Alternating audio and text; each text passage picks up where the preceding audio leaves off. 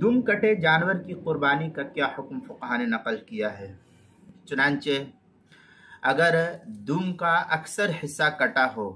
تو ایسے جانور کی قربانی جائز نہیں ہے، یہ عیب دار ہے، اور اگر معمولی حصہ کٹا ہوا ہے تو اس کی قربانی جائز اور درست ہے، اس میں کوئی حرج نہیں۔ چنانچہ فتاوی شامی میں ہے وہ مقطوع اکثر الذنوب لو ذهب بعض الذنوب ان کان کثیرا یمنع۔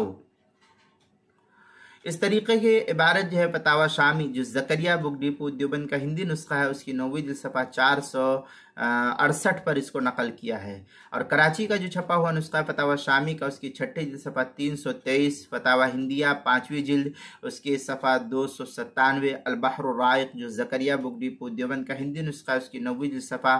323، فتاوی تاتارخانیہ جو زکریا بک ڈیپو دیوبند کا ہندی نسخہ ہے اس کے 17ویں جلد صفحہ 429، جواہر الفقہ پہلی جلد صفحہ 450، فتاوی رحیمیہ 10ویں جلد صفحہ 48، آپ کے مسائل اور ان کا حل 4تھی جلد صفحہ 188، جامع الفتاوی 4تھی جلد صفحہ 408، کتاب المسائل دوسری جلد صفحہ 318 پر اس کو نقل کیا گیا ہے۔